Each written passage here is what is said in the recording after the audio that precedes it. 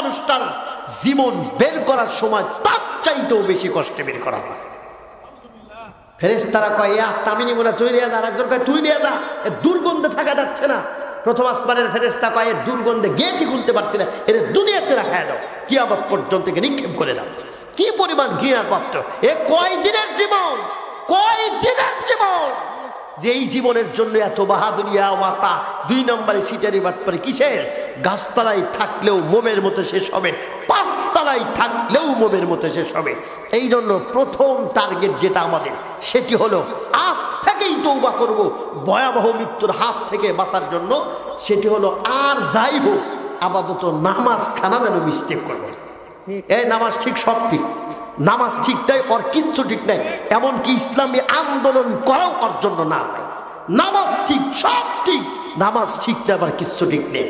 ঈশার নামাজ পড়েন নাই এমন আল্লাহর বান্দা আছে না নাই? এই হাসে হাসে, আমি তো কইছি পাগলের হুজুর, 2 খান কথা কইছে আজকে। ঈশার নামাজ পড়েন না এমন মানুষ আছে না নাই? ফজর নামাজও আজকে পড়তেনি না এমন মানুষ আছে না নাই? নিয়ত করে কইছে এমনি তো রাত জাগি, আজকে তো মাহফিল শুনবো, ফজর নামাজ শোনার প্রশ্নই আসে না।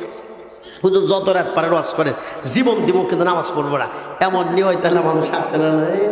আরে মুসলমান কেমনি করে এত বড় দুঃসাহস পায়, নিয়ত করিয়া ঘুমায় যে ফজর নামাজ পড়তেনি না, জোহরের নামাজ দেখা যায়। আরে কি পরিমাণ!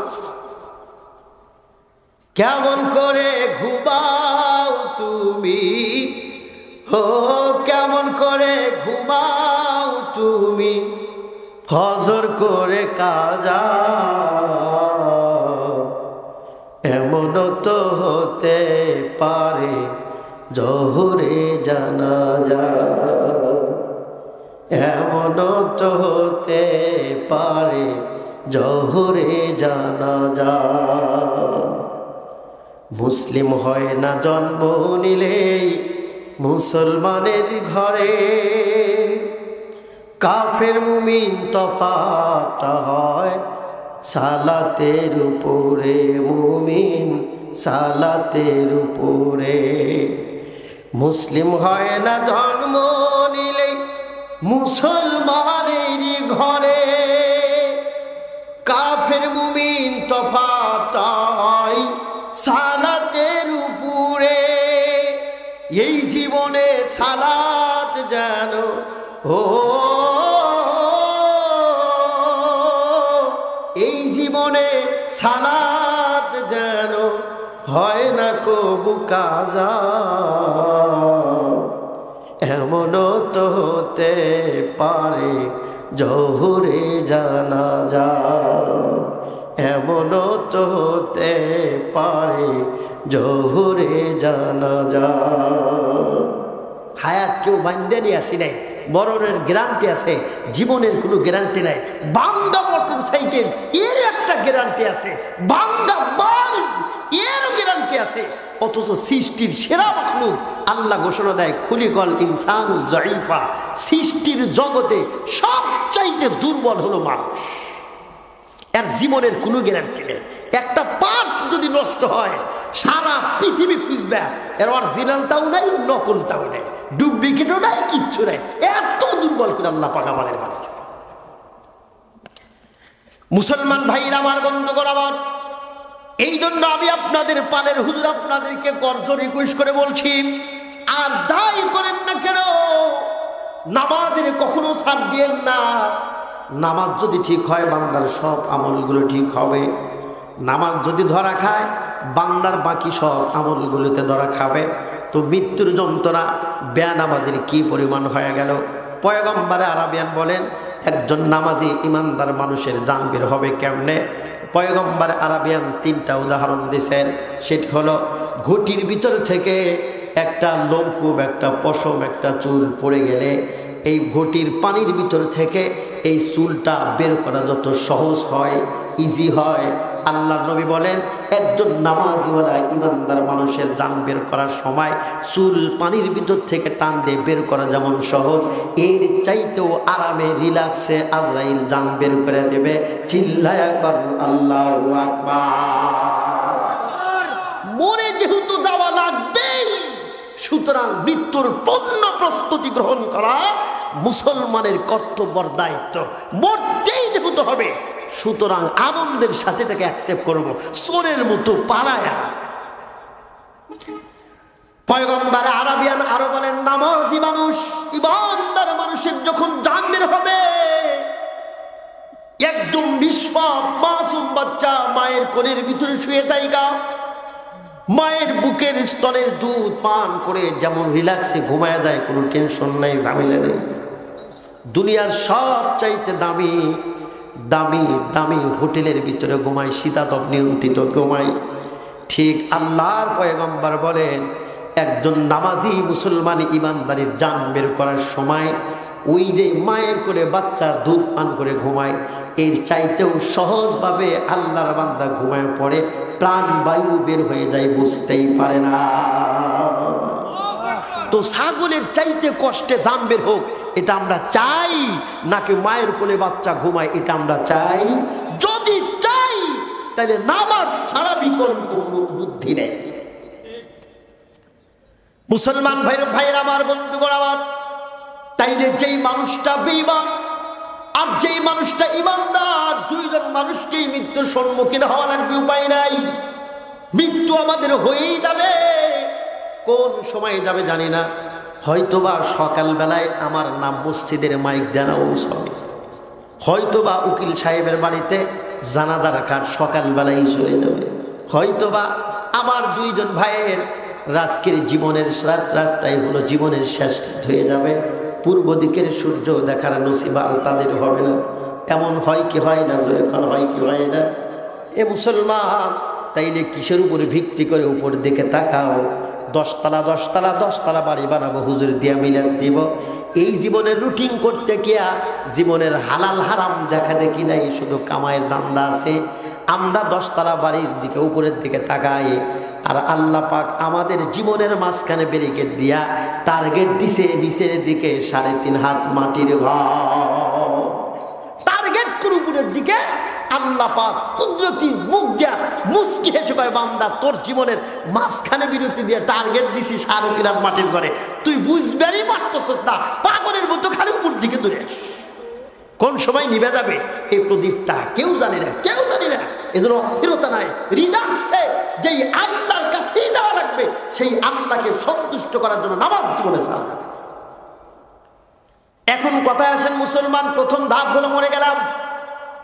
মরে যাওয়ার পরে আপনি যেই হন না কেন, যত বড় জমিদার হন না কেন, মৃত্যুর সংবাদটা বিদ্যুতের গতিতে সব মানুষের কানে কাছে পৌঁছে যাবে। SMS এর মাধ্যমে হোক, ইন্টারনেটের মাধ্যমে হোক, টেবাইদে পেপার পত্রিকার মাধ্যমে হোক, আপনার মৃত্যু শোনার সঙ্গে সঙ্গে আপনার সবচাইতে জানেমান দোস্তটা বলবে, হারে কেমনে মরে গেল? কয় এইভাবে মরছে। কোন সময় জানাতে হইব? কয় এই টাইমে হইব। ঘরের যে বউ আছে তাকে জিজ্ঞাসা করা হবে কোন জায়গায় মাটি দিবে, সে বলবে রাস্তার কাছের জমির কাছে যাওয়া যাবে না, ওই বাজারের নিচে যেই জমি আছে কিয়ামত পর্যন্ত দাম হবে না, সেখানেই দাফন দাও। মরছেন তো আপনি শেষ। যারে নিয়ে কম্বলে সারা জীবন কাটাইলেন, মরছেন তো আপনি নাকি ভূত হয়ে গেছে। ভূত আপনারা দাম নেই, 3 তলাতেও নিবে না, সিঁড়ির তলে রাখবে। 2 দিন পরে দাপন বলে দিন সিঁড়ির তলে কিয়ামত পর্যন্ত থাকবে, উপরে আর তোলা যাবে না, ভূত হয়ে গেছে। একজনে কয়, ওই যে কাপড়ের কাপড় পরাইতে একটু কাপড় বেশি হয়ে গেছে, হুজুর ফুতুয়া দিতেছে, মরা মানুষের কাপড় দেখি দরকার, কাইটে দাও, হের বেগম নিয়ে পড়ুকা। আর বেগম ঘরের মধ্যে থেকে শুনে কয়, হুজুর সাবধান, ওই মরা মানুষের কাপড় দিয়ে ব্লাউজ আমার বানার লাগবো না, এ তো ভূত হয়ে গেছে গা। দরকার হলো অন্যের বাড়ি কাজ করে হেইকা টাকা দেয়া ব্লাউজ বানায় পড়বো, ওই মানুষের কাপড় দরকার নাই। এতদিন কম্বলে জীবন কথা বলে জীবন দিবে, আর মরছে আর বলে ভূত হয়ে গেছে। এই হলো আমাদের সম্পর্ক। মুসলমান ভাইয়ের আমার, বন্ধুগণ আমার, তাইলে মৃত্যুর পরবর্তীতে আমরা কেউ কারো না, সব মানুষগুলো একজন আর একজনের থেকে পর হয়ে গেলাম। সব কিছুই চলবে আগের মতো, আমি না থাকলেও কোনো প্রবলেম নেই।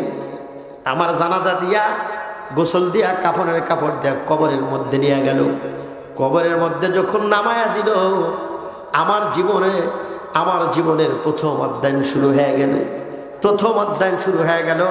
আমাকে জিজ্ঞাসা করা হবে, আপনাকেও জিজ্ঞাসা করা হবে, এমপি মন্ত্রী সবকে জিজ্ঞাসা করা হবে, মান রব্বুক, তোমার রবকে, মান দীনু, তোমার দিনকে, মান হাজার রুজুল, এই লোকটাকে। যদি আমলে যদি ঠিক থাকে, নামাজ কালাম ঠিক থাকে, এই তিনটা প্রশ্ন মুখস্থ না করলেও জবাব দিতে পারবে। আর আমলে যদি ভেজাল থাকে, মনটা যদি পচা থাকে, জবান যদি ঠিক না থাকে, তাইলে এই তিনটা উত্তর মুখস্থ করে গেলেও সেই জায়গাতে গিয়ে আটকে যাবে, জবান দিয়ে বের হবে না। হাই হাতা, হাই হাতালা আদরি, আমি এগুলো কিছুই জানি না, কিছুই জানি না। দুনিয়াতে যেমন একজন আর একজনের পাম দিয়ে ফুলায়া সাপ পর্যন্ত তুলছে, এই মানুষগুলো ওই মুনকার নাকিকের ভয়ঙ্কর আকৃতি দেখে পাম দিতে থাকবে। তোমার রবকে ভয়ে বলবে, মনে হয় তোমরাই দুইজন। রিমাইন্ড শুরু হয়ে যাবে, প্ল্যানটি শুরু হয়ে যাবে।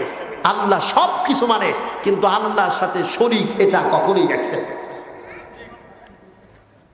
তো যখন আমাদেরকে কবরে রাখা হলো, কবরে রাখার পরে আমরা একদম নিঃস্ব হয়ে গেলাম, অসহায় হয়ে গেলাম। এই সম্পর্কে পয়গম্বরে আরাবিয়ান কত সুন্দর একটা মিসাল দিছেন।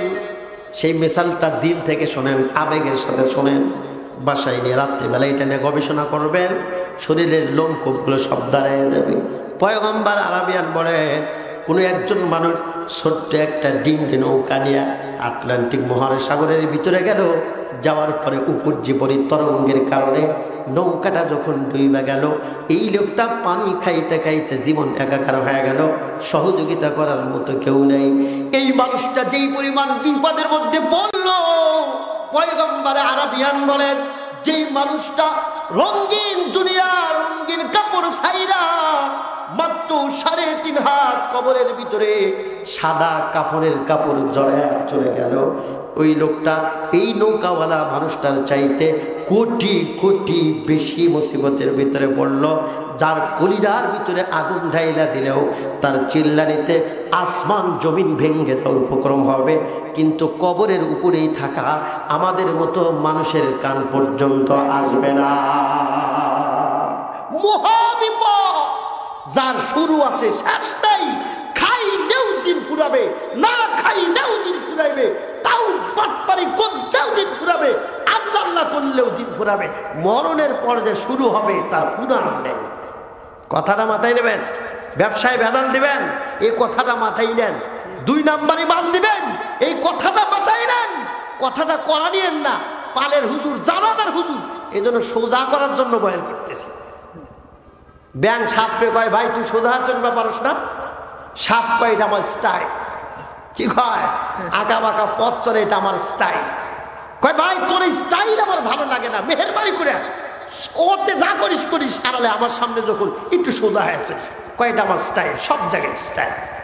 একদিন দেখে সাপ সোজা হয়ে পুড়ে রেখেছে, আর ব্যাঙ্গে দেয় মাথা দেয় গুতায়, কিরে কথা বস টাকা নরস টাকা। তদারকি করে দেখলো সাপ বইরা সোজা হয়ে গেছে।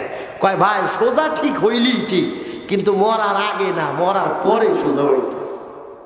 তো আমাদের অবস্থা, কবরে যখন রিমান্ড শুরু হবে, প্রাণটি শুরু হবে, যাদের চোখ নাই কান নাই শুরু হবে, ওই সময় বলবো, আল্লাহ আর একবার চান্স প্লিজ, একবার চান্স দাও। দান করতে করতে হাতিম তাই দাদা হয়ে যাও, তাহাজ্জুদ পড়তে পড়তে সবচাইতে বড় তাহাজ্জুদ গুজার হয়ে যাবো, কিন্তু চান্স আর দেওয়া হবে না, সুযোগ একবারই, মৃত্যুর আগ পর্যন্ত। মৃত্যুর পরে আর কোনো অপশন নেই, একদম অসহায়, অসহায়। আটলান্টিক মহাসাগরের যে মুসিবতে, তার চাইতে কোটি কোটি মুসিবত আমাদের সামনে, এটা মাথায় রাখতে হবে। মুসলমান ভাইরা আমার, বন্ধুগণ আমার, কবরের জগতে কতদিন আপনাকে থাকতে হবে, আমাকে থাকতে হবে? কমসে কম 40,000 বৎসর। কত বৎসর থাকা লাগবে? এ মুসলমান, ঠান্ডা মাথায় কথাটা মাথার ভিতরে নিয়ে জীবনকে পথ চালনা করো। মরার আগেই সোজা হও।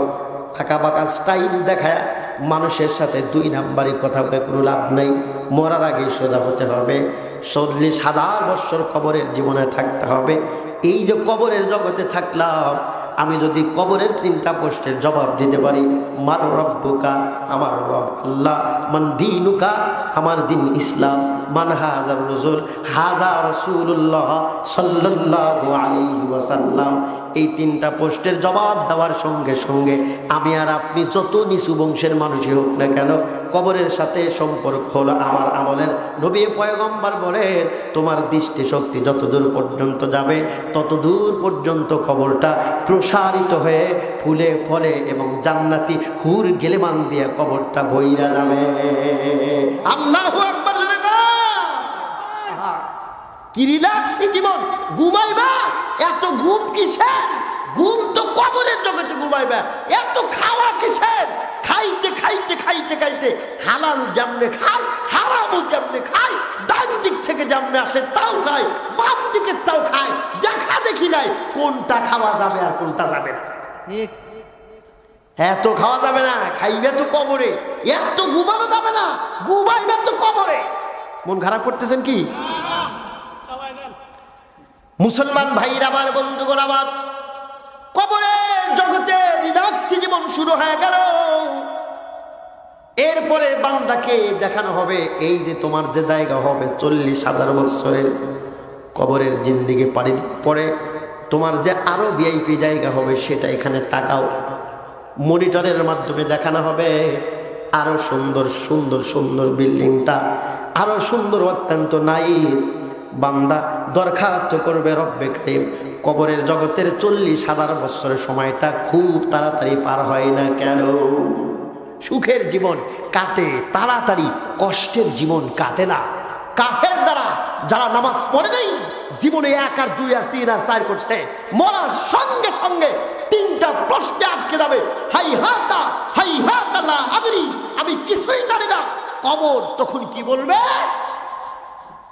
আমার জমিনে দাঁড়ায়া কত গা করছো, জুলুম চাপাইছো, কথা ঠিক নাই, দমক ভরে চলেছো, লুঙ্গি টাকুর নিচেতে চলছো, আজকে তোমারে মজা দেখাইবো। নবী কি বলেন? এ সাহাবীরা, এক পাশের হাত আর এক পাশের ভিতর ঢুকে যাবে, তার মানে মাটি এক পাশেরটা আর এক পাশের সাথে একদম হয়ে যাবে, মুআমিলা করবে। মাঝখানে মানুষের হাত একটার মধ্যে আটকে, মরণ হবে না, মরণ একবারে, চান্স একবার, মৃত্যু আর হবে না, এটাকে ব্যান করা হবে, মানুষ আর মরবে না একবারই, এটার আর অপশন নেই। এখন শুধু রিল্যাক্স, হয়তো বা আশা। তাইলে এখন আরো সহজভাবে আমি যেটা আপনাদের বুঝাইতে চাই, 40,000 বছরের জন্য আমার কদমটাকে রিল্যাক্সি জীবন যদি বাঁচাই তাইলে তো আলহামদুলিল্লাহ। আর যদি কষ্টের ভিতরে আল্লাহ পাক আমাকে গ্রেফতার করে দেয়, 40,000 বছরের জন্য কবরটাকে আগুনের জন্য কুণ্ড বানিয়ে দেয়, বিষাক্ত সাপ দিয়ে যদি ভইরা দেয়, 40,000 বছরের জন্য যদি ব্র্যান্ড করে দেয়, তোমার আযাব চলতেই থাকবে, চলতেই থাকবে, চলতেই থাকবে। সেই দিন কিন্তু বাঁচার কোনো উপায় নাই।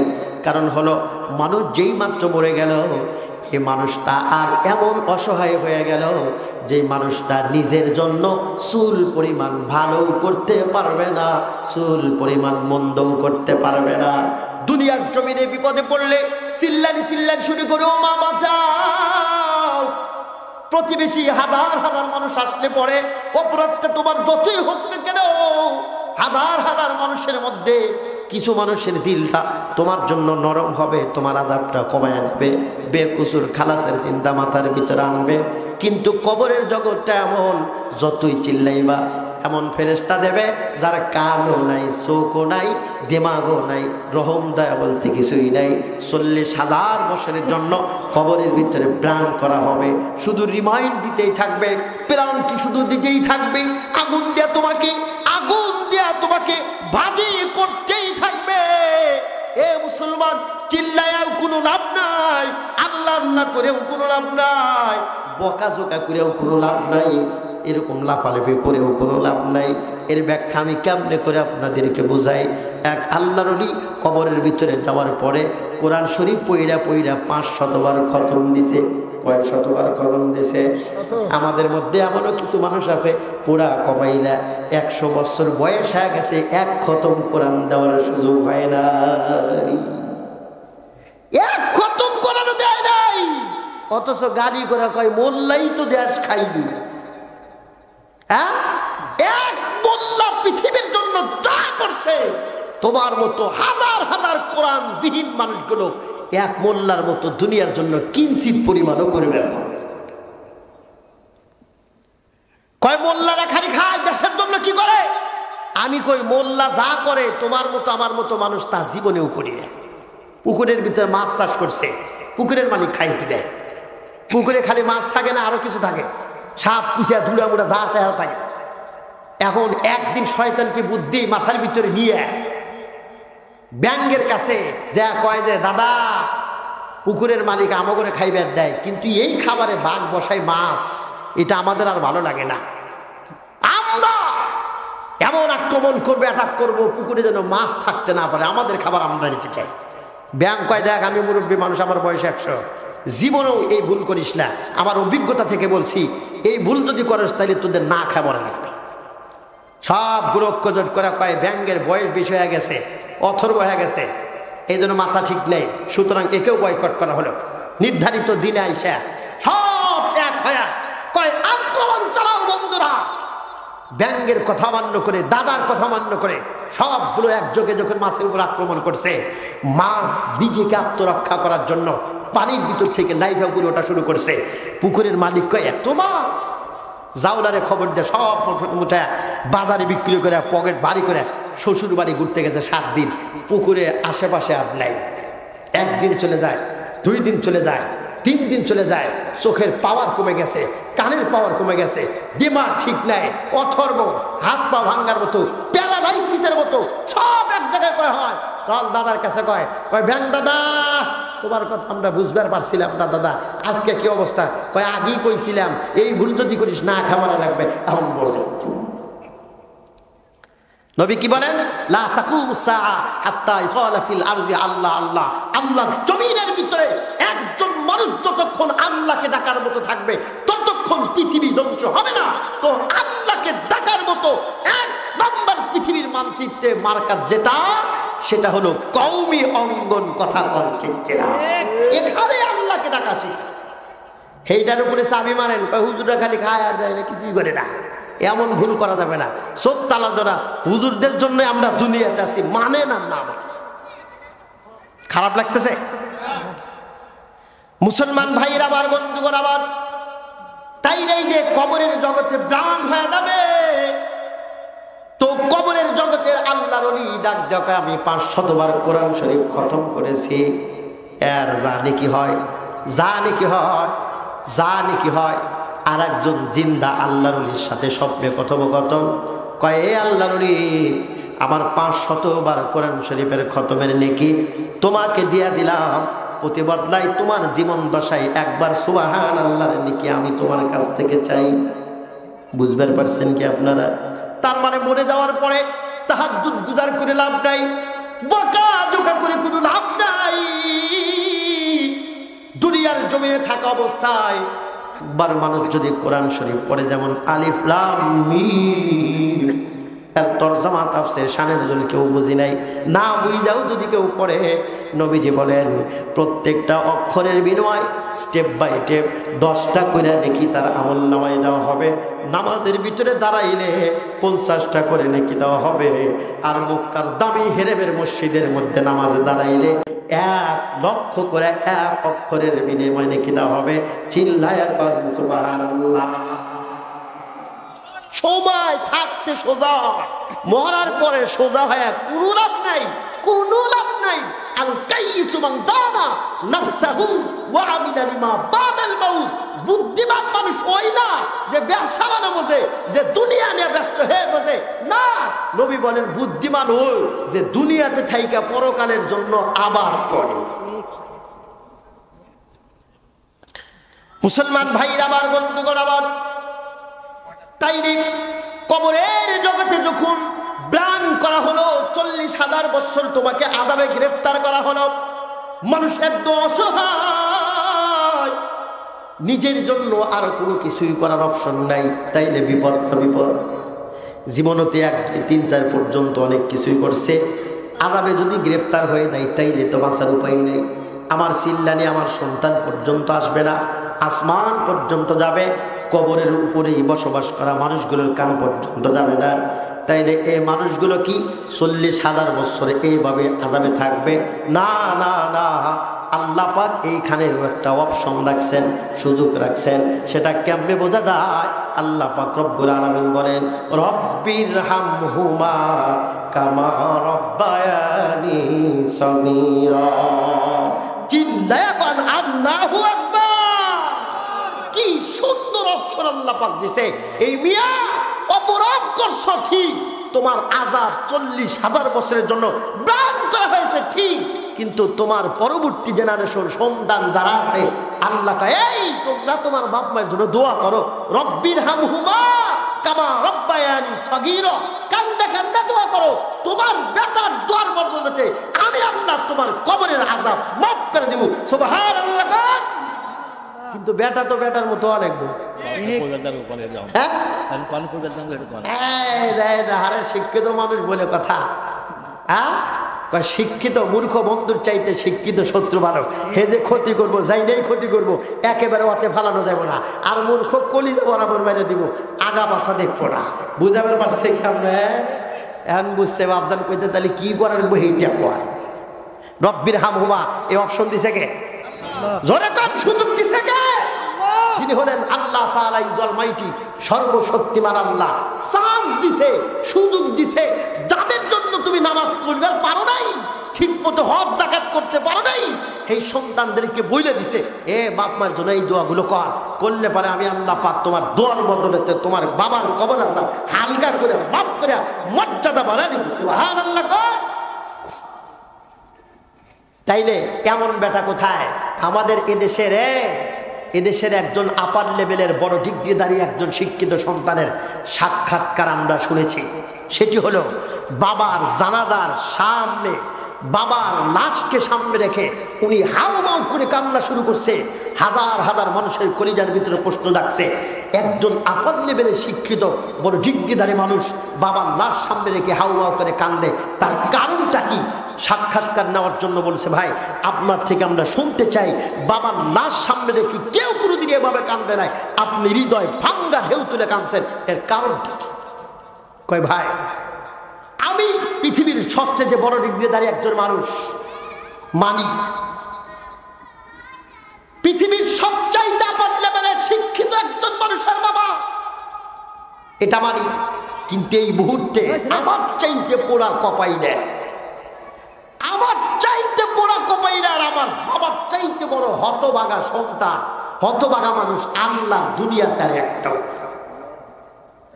আমার চাইতে বড় পোড়া কপাইরার বাবার মতো হতভাগা কেউ নাই। সেটি হলো বাবার অন্তিম মুহূর্তে শেষ বিদায়ের বেলা বাবার জানাজার নামাজের ইমামতি করে কেমনে, জীবনেও আমি জানি। ইমামের সামনে দিয়া বাবার জানাজার কাতারে দাঁড়ায় বাবার জন্য যে দোয়া করবো, হ্যাঁ জীবনে শুনি নেই। 3 থেকে 35 বছর পর্যন্ত শিক্ষানবিষ্কার চালাইছি, জীবনে হাত টিমা টিম ছাড়া জীবনে এইগুলো আমাদের শিক্ষা দেওয়া হয় নাই। সুতরাং আমি ডিগ্রিধারী হতে পারে, কিন্তু আমার চাইতে পোড়া কপাইলে কেউ নাই। আমার বাবা একজন টাকাওয়ালা মানুষ হতে পারে, তার কিন্তু হতভাগা কেউ নাই, কারণ মৃত্যুর সময় বাবারে দোয়াও দিবার পারলাম না। আর আল্লাহ কি কয়, তোমার বাবার জন্য দোয়া করে আমি মাফ করে। আমি মনে করি ও যত বড় ডিগ্রিধারী হোক না কেন, ওর চাইতে বড় ডেঞ্জারাস সিটার বাটপার আল্লাহর জমিনে কেউ নাই, যে নাকি জন্মদাতা বাবার মৃত্যুর পরেও জানাজায় দাঁড়ায় ফাঁকি দেয়, দোয়া খবর পারে না, বোবার মতো দাঁড়ানেছে। আছে না নাই? হ্যাঁ কথাকার আছে না নাই? আজকে সমাজে এদের দাম, অথচ মাদ্রাসার ছাত্রদের দাম নেই। নবীজি বলেন খৈরুকুম মান তাআল্লামাল কুরআনা ওয়া আল্লামা, দুনিয়ার মধ্যে সব থেকে দামি ওরা যারা কোরআন পড়ে আর পড়ায়। তারা দামি জিনিসের সাথে সম্পর্ক থাকলে মানুষের দাম কমে না বাড়ে? মন্ত্রীর বাড়ি কোনোদিন গেছেন? মন্ত্রীর বাড়িতে গেলে দেখবেন মন্ত্রীর বেটার লোকে দেখা করতে গেলে কয়েক ধাপ পেরিয়ে যেতে হয়। শেষ ধাপ যেটা, সেটা হলো গেট দারোয়ান। এই বেটার শিক্ষাগত যোগ্যতা তেমন নাই, কিন্তু ওর সাথে কথা বলে দেখবেন ওর এমন ভাবের ভাব মনে হয় আমাদের এলাকার কমসে কম 4-5টা চেয়ারম্যানের চাইতে। কেন এত ভাব? ওই যে দামি মানুষের সাথে থেকে দেখুন ভাব হবে। মুসলমান ভাইরা আমার, বন্ধুগণ আমার, তাইলে যেই সন্তান দুনিয়ার সবচাইতে বড় ডিগ্রি অর্জন করলো, বাবার জানাজার দোয়া পড়তে পারে না, বাবা যদি সন্তান দুনিয়াতে হাজার হাজার রাইখা যান, কোনো প্রকারের লাভ নাই। কবরের জগতে আল্লাহ পাক 40,000 বছর জন্য যে গ্রান্ট করে দিবে, এটা চলতেই থাকবে, বেটা কোনো উপকার দিতে পারবে না। পক্ষান্তরে এই কওমি মাদ্রাসার ছোট্ট ছোট বাচ্চাদের দিকে তাকান, যাদের বয়স 7 বছর, যেই সময় আমরা হাফ প্যান্ট পরে ঘুরছি, গেঞ্জি পর্যন্ত গায়ে দিই নাই, নামাজ কারে কয় তাও জানি না, এই সমস্ত আদরের সন্তানগুলো মাদ্রাসার ভিতরে গিয়ে খবর নেন, জানাজার কেমনে করে কাফনের কাপড় পরায়, গোসল দেয়, কেমনে করে ইমামতি করে, সব পাই টু পাই, স্টেপ বাই স্টেপ তারা মঞ্চে দেখায় দেয়। নবী আলাইহিস সালাতু ওয়াস সালামের হাদিস তদারকি করে দেখে, পয়গম্বর আরাবিয়ান বলেন, এমন সন্তান দুনিয়াতে রেখে যাও, আপার লেভেলের ডিগ্রির কোনো দরকার নাই, খাইলেও দিন পড়ে যাবে, না খাইলেও দিন পড়ে মৃত্যুর কোলে তোমাকে যেতে হবে।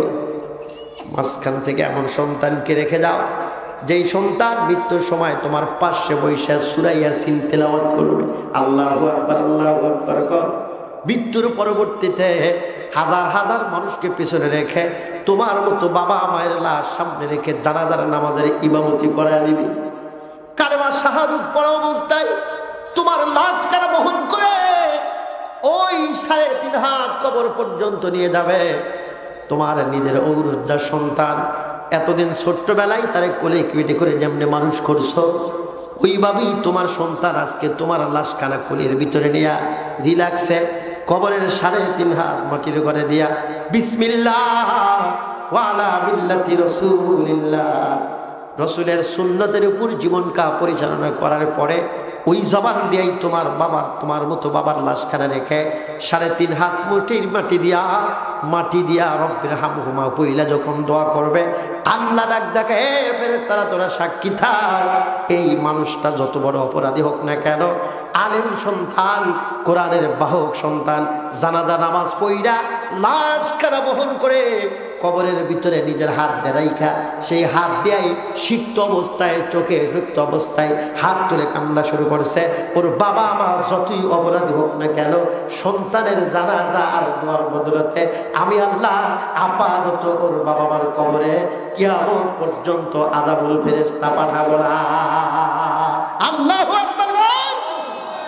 একদিন মাটির ভিতরে হবে ঘরে, মন আমার কেন করো অহংকার, একদিন মাটির ভিতরেই হবে ঘরে, মন আমার কেন করো মিথ্যাচার।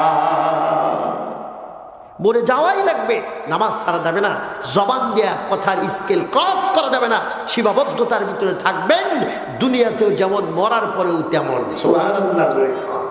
কষ্ট দিচ্ছি কি আমি আপনাদের? আমি খুব পালের হুজুর, জানাজার হুজুর, বোঝেন নাই? মরলে আমি হাজির হব, আমি মরলে আপনারা হবেন। দুইটার হুজুর কি তাই হইব?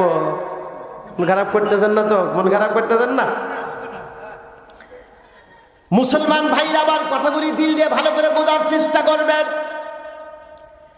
তাইলে হাদিসের ব্যাখ্যায় পাওয়া যায় বাবা মা জীবনে 1 2 3 4 হয়ে গেছে, কিন্তু সন্তানটারে এমন ভাবে প্রতিষ্ঠিত করছে, লোভ লালসা বেশি করেনি, হাটমাটিম পড়াই নাই, পড়াইছে আলিফ বা তা সা। এই সন্তান মৃত্যুর সময় কাজে লাগছে। যেই সন্তান জানাজা কইরা মাটি দিলে 40,000 বছর পর্যন্ত কবরের জগতে থাকবে, আযাবুল ফেরেশতার সঙ্গে সাক্ষাৎ হবে না, আজকে এই সন্তানের দুনিয়াতে দাম নাই, কুত্তার মতো দাঁড়া প্রস্তাব করে তাদের দামের কাছে। এরাও করতে চায় না সমাজে, আমরা এই প্রতিপন্নর পাত্র। এমনও কথা আমাদেরকে নিয়ে বলতে থাকে তো থাকেই, আমরা জোরে হাঁটলে কয় হুজুরের মনে হয় সামনে কয়েকটা দাওয়া সাথে পড়ছে, আবার একটু আস্তে যদি হাঁটা দিই, যেদিন মাহফিল থাকে না বা এলাকায় মাহফিল, একটু জুব্বা করে তসবি হাতে একটু ভাব নিয়ে হাঁটি, যারা সেটা কয় হুজুর আপনি করে আজকের মাহফিলে বলে আজকে নাই, এই জন্য তো হাঁটার সাইজ জানি কেমন। জোরে হাঁটলে দাবাত আছে, আস্তে হাঁটলে কমেন্ট করে, কয় হুজুরের মনে হয় খাওয়া বেশি হয়েছে। হাই রে মন্তব্যের শেষ নাই। জোরে হাঁটলেও বিপদ, আস্তে হাঁটলেও বিপদ। হুজুর যাইবো টাকা শুধু এতটুকুর মধ্যে সীমাবদ্ধতা নাই। কওমি অঙ্গ দারুল উলুমের দেওবন্দের নকশা, যেই নকশা পয়গম্বর আরাবিয়ান নিজের হাত দিয়ে দিছে, সেই মাদ্রাসাকে উনিও ব্যঙ্গচিত্র করে দেশের কিছু মানুষ যারা বলে কওমি মাদ্রাসায় দেশের জন্য কোনো উপকার করে না, আর কওমি মাদ্রাসায় পড়াইলে সন্তান জীবনে বাদ পাইব না, সন্তানের পায়ের নিচে নাকি জুতাও থাকবে না। এই কয় কি কয় না, ভিক্ষা করে খায় আর পরে কোরআন শরীফ ছাড়া কোনো কাজ বোঝে না। সুতরাং কওমি মাদ্রাসা দিলে ভাত পাবো না, জুতাও থাকবে না। ইমানদারের মতো কথা বলবেন, ইমানদারের মতো বলিষ্ঠ কণ্ঠে কথা বলবেন। ইসলামের পক্ষে যেই কথা বলতে হয় জবান দেয়া জোরে কইবেন, আল্লাহ পাক অগ্রিম প্যারালাইসিসের সম্ভাবনা থাকলে দূর করে দেবেন। সুবহানাল্লাহ। এই ইমানদারের মতো বলিষ্ঠ কণ্ঠে বলবেন। আমরা এখানে যে কয়েকটা হুজুর বসে রয়েছি, আমাদের চেহারা দেখে কি মনে হইতেছে আমরা খাদ্যের অভাবে বড় কষ্টে আছি? কথার সাথে কাজে মিল, জোরে কন। চেহারা দেখে কি মনে হয় জিনিসপাতির দাম বেশি এজন্য মালিক সিরাজি খাদ্যের অভাবে বড় কষ্টে আছে? এই কি দেখে মনে হয়? এই উত্তরবঙ্গের সবচাইতে বড় বিদ্যাপীঠ জামিল মাদ্রাসার প্রিন্সিপাল হুজুর এক সময় হাজার হাজার মানুষকে নিয়ে বলছেন, আমি খোদার কসম করে বলতে চাই তাম পৃথিবীতে চূড়ান্ত পর্যায়ে দুর্ভিক্ষের কবলে পড়ে দেশে খাদ্যের অভাব এত পরিমাণ যদি হয়, 1 কেজি নয়, হাফ কেজি নয়, 1 পিস চাউলের দাম যদি 20 টাকা হয়, মালিকের কসম দিয়া কই কোরআনের সাথে তাদের সম্পর্ক খাদ্যের অভাবে মরবে না। মরবে কারা? কোরআনের দুশমন শত্রু দ্বারা তারা। চেহারা দেখে বুঝলেন? হ্যাঁ, কয় যে কওমি মাদ্রাসায় পড়লে বলে বাদ পাবো না। আমি কই কওমি মাদ্রাসায় পড়ার মতো পড়লে নরমাল ভাত খাওয়ার টাইম আমাদের থাকে না। আপেল কমলা আঙ্গুর বেদনা প্রত্যেকের খাইতে খাইতে জীবন তামা হয়ে গেছে। খাইতে আছে আরেকজন কয় হুজুর আমি আসিই নাই, মেজাজটা করে রাখেন, আপনার আসা লাগবে না, মানে বিরক্ত এখন। হ্যাঁ, খাইতে খাইতে পেটের মধ্যে মুরগির ফালা হয়ে গেছে। আমি আমার কথা কই, আমি চ্যালেঞ্জ করে কই, আমার পেটের মধ্যে মুরগির রান যত আছে এই দেশে সব গাবলা মিলাও এত রান জীবনে খাই না, এত খাওয়া আমি খাইছি। কয় যে মাদ্রাসায় পড়লে ভাত পাবো না, আমি কোন ভাত খামু না, পোলা আপের কোমরা আঙ্গুর বেদনা খায় থাকবো, কোনো সমস্যা নাই। হ্যাঁ, আবার কয় যে পায়ের নিচে জুতা থাকবে না, জুতা দিয়ে আপনি করবেন কি করবেন? আমার বংশ পরিচয় তেমন দরকার নেই, তবে এতটুকু বলবো, আমি ধনী ঘরের সন্তান না। এই মুহূর্তে এখানে লেকচার দেওয়ার কথা না, অটো ভ্যানে রাস্তায় ঘোরার কথা, গরুর রাখালগিরি করার কথা। সেই মানুষ আমি সিরাজি 35 লক্ষ টাকা দামের প্রাইভেট কার নিয়ে ঘুরি, মাঝে মাঝে চট্টগ্রাম আর সিলেটে গেলে প্লেনে করে উড়ে যাই। সুতরাং আমার মতো গরিব করা সন্তান মাদ্রাসায় পড়ার কারণে ওই বারবিস জুতা আমার দরকার নাই, দামি দামি হেলিকপ্টার আর প্রাইভেট কার থাকলেই চলবে। কথাটা ঠিক কিনা? সুতরাং এই ডায়লগ আর জীবনে দিবেন না। এখন অনেকে বলতে পারে হুজুর পরের বাড়ি খান, এইটা আবার চাটু দেন। আমি কোনো কাইন্ডাও যদি মনে জীবনেও আপনার করে দাবাত দিব না, খালি আমাকে দিব, খালি আবার দিব। আজকেও 3টা দাবাত না করে দিছি, উপায় নেই। বোঝেন নাই? আপনাকে দাবাত দিছে, হে জামালপুরের মানুষ, বরিশালের মানুষ দাবাত দিছে, আপনাকে জীবনে দিব না, কাইন্ডাও বললে দিব না, আমায় করে দিব। এই জন্য ওই ডায়লগ আর দিয়ে না যে পরের বাড়ি খাই আর লেকচার দেয়, জীবনে আপনার করে দাবাত দিব না, খালি আমাকে দিব। কেন? কওমি মাদ্রাসার কোরআনের সাথে সম্পর্ক আছে। মন্ত্রীর বাড়ির গেট দাঁড়ানোর বেটার যদি পাওয়ার চেয়ারম্যানের চাইতে বেশি হয়, তা আমরা তো কোরআনের খাদেম, আমাদের পাওয়ারের দেখছেন কি? সাহিব ভাই কেমন ঘুম ভাঙল? আজকে কিসের মাহফিল? মাদ্রাসার মাহফিল। সুতরাং যাই কই তাই কই মাদ্রাসা পর্যন্ত যাওয়া লাগবো নাকি? বাপ জানে জিগাইতে, তাহলে উপায় কি? করা লাগবো কি? করা লাগবো হলো দুনিয়াতে ইঞ্জিনিয়ার, ব্যারিস্টার, ডাক্তার সব দরকার আছে, তবে এইগুলোতে ঢোকানোর আগে সন্তানকে মাদ্রাসায় দিয়া কোরআন শরীফটা আগে সাইজ করেন। সকালবেলা যদি রসুন খান আর সারাদিন আপেল কমলা যতই মারেন, মাঝে মাঝে ডেক মারলে কি হয়? সব ফেল। রসুন আগে বের হয়। ঠিক কোরআনের টাচ দিয়া, কোরআনের সবক দিয়া ডাক্তার বানান, ওই ডাক্তারের হাতে রুগী মরবো না। কোরআনের সবক দিয়ে ইঞ্জিনিয়ার বানান, ওই ইঞ্জিনিয়ার জীবনে বাঁশ ঢুকাইব না। নামাজ ছাড়বে না। ওই যে নামাজও দেখছেন, হেউ বক্তা হয়ে গেছে আজকে মাশাআল্লাহ। হেউ কইছে নামাজ ছাড়বো না। হ্যাঁ, নামাজ ছাড়বো না, কোরআনের টাচ দিয়ে ছাড়িয়ে দেন, ছাড়বো না। তাইলে কি বলছি, মরিয়া যাওয়া লাগবে, পড়ি নামাজ আর না পড়ি। দ্বিতীয় অধ্যায় হলো কবরের জগতে ধরা। হয়তো বা চোখের দৃষ্টি পর্যন্ত কবর বড়, আর না হয়তো কবর একবারে অ্যাডজাস্ট হয়ে যাবে। তাহলে অ্যাডজাস্ট যদি হয়ে যায়, তাহলে সেখান থেকে বাঁচার উপায় কি? আল্লাহ পাক অপশন দিছে, রব্বির হামহুমা, বেটা বেটি যারা আছে তারা দোয়া করবে। এখন এমন বেটা জন্ম দিয়ে গেছে যে এই বেটা দোয়াও কুবের পারে না, আছে না নাই?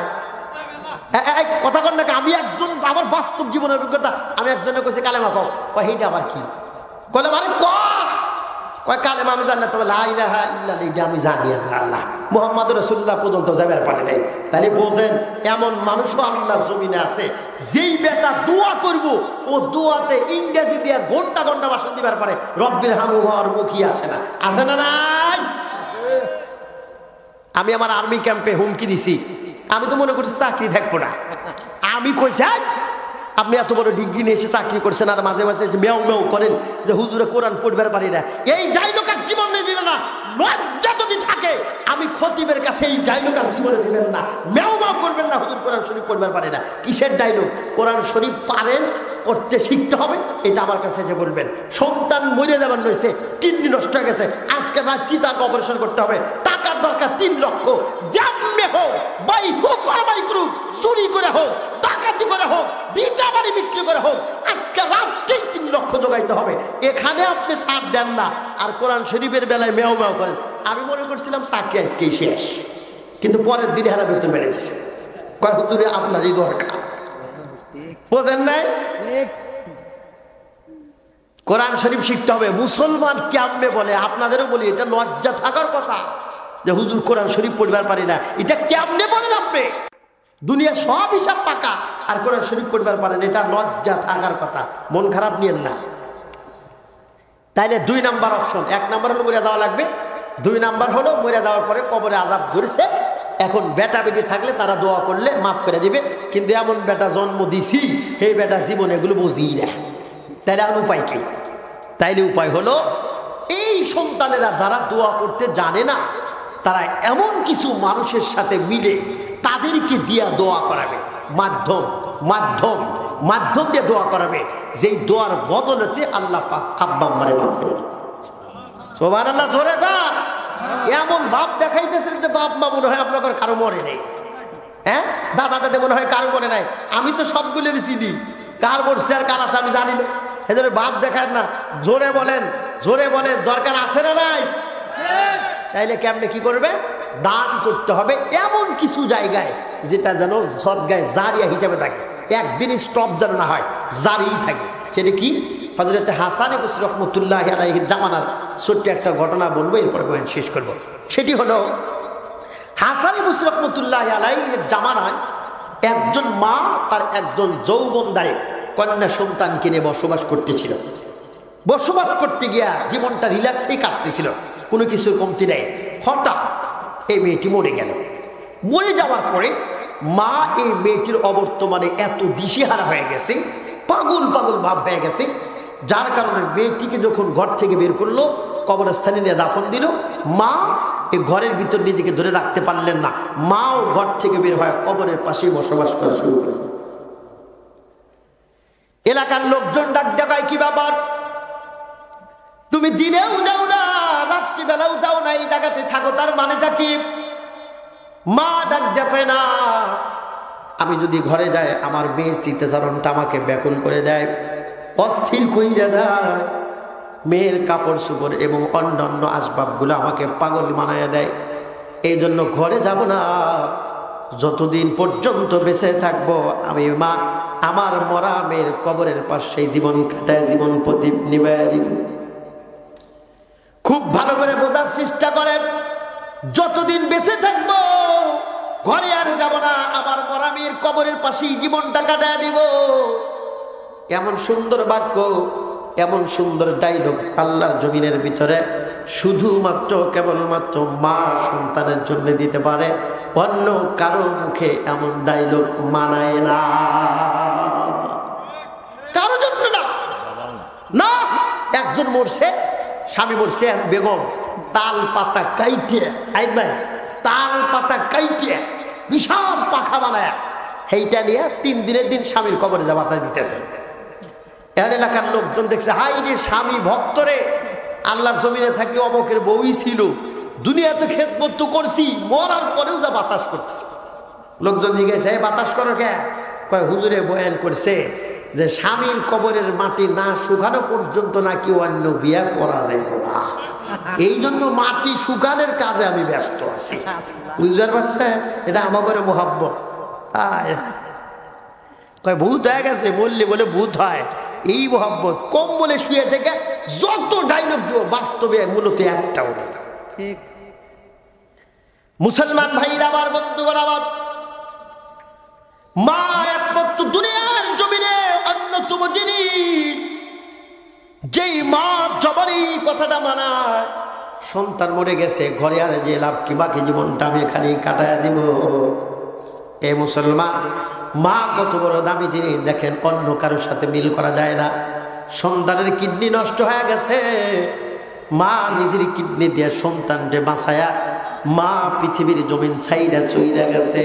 এমন মা আল্লাহর জমিনে আছে। সন্তান যতই খারাপ হোক, জেলখানার থেকে বের করার জন্য মা নিজের জীবনের সার সম্বল ভিটা বাড়ি বিক্রি কইরা সন্তানটারে জেলখানা থেকে বের কইরা মা বাকি জীবন অন্যের জায়গায় কাটায় জীবনটা শেষ করে দিছে। এর নাম হলো মা। সন্তান দুপুরবেলা মায়ের সঙ্গে চরম খারাপ ব্যবহার করছে, চূড়ান্ত খারাপ ব্যবহার করার পরে সন্তান রাগারাগি করে বকাঝকা করে বাসা থেকে বের হয়ে গেছে। মাকে বকাঝকা করছে, অকাট্য বাসায় গালাগালি করছে, তুই তোমকারে করছে।